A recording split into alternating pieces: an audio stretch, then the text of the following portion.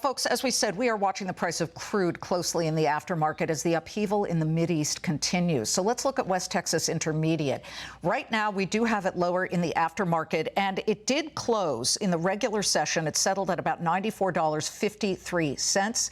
Right now, we do have it even actually higher here. We've got it at $96 even. This is not the right direction that it should be going, certainly, but under the circumstances. And Brent is also moving higher in the aftermarket. But West Texas Intermediate, we are just halfway through the week, and it has already jumped 9+%. But Israeli Prime Minister Benjamin Netanyahu now saying that oil exporting countries are developing new energy sources and alternative supply routes that will make up for the blockage in the Strait of Hormuz. Right now, U.S. Secretary of State Marco Rubio is just about to begin his testimony before the Senate Appropriations Subcommittee. We're looking at the senator from Hawaii at the moment speaking. This is the Appropriations Committee on State and Foreign Operations. We should say that Rubio is expected to make the administration's case for the billions of dollars needed to fund the U.S. war in Iran. In earlier testimony before the House Foreign Affairs Committee, Rubio conceded that Iran still has a robust attack drone capability. That firepower was on full display overnight during the biggest military escalation since the April ceasefire began. Iranian drones, 17 of them, directly attacked and struck Kuwait's main airport, killing one person and wounding more than 60. Fox News' chief national security correspondent Jennifer Griffin is live in Washington, D.C. with the latest on both what's happening in the Middle East and, of course, behind closed doors at the Pentagon. Jennifer.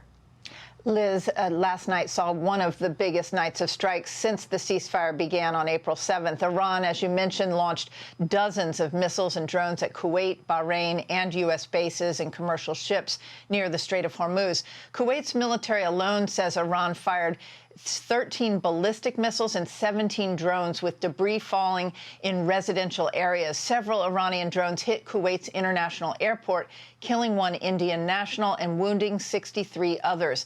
The IRGC says this was in response to U.S. Central Command taking out a telecommunications tower on Qeshm Island and disabling a commercial vessel attempting to skirt the blockade and head to Iranian ports. CENTCOM says it acted after the IRGC sent boats to lay mines in the strait. U.S. forces disabled an empty oil tanker. The U.S. sanctioned Botswana-flagged MT Lexi's crew ignored repeated warnings over a 24-hour period. U.S. aircraft disabled the vessel by firing a Hellfire missile into the ship's engine room. Meanwhile, President Trump says the ceasefire is still holding after his Secretary of State told Congress yesterday the Iran war is over.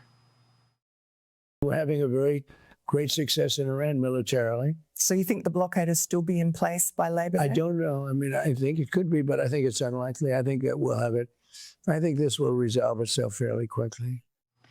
Meanwhile, Israel's attacks on Lebanon and return fire from Hezbollah have imperiled U.S.-Iran peace talks.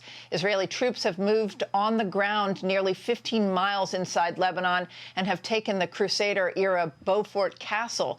Iran wants a ceasefire in Lebanon before discussing the Strait of Hormuz and its nuclear program. Direct talks, Liz, between Israeli and Lebanese officials are currently underway at the State Department today. Liz. Jen, thank you very much.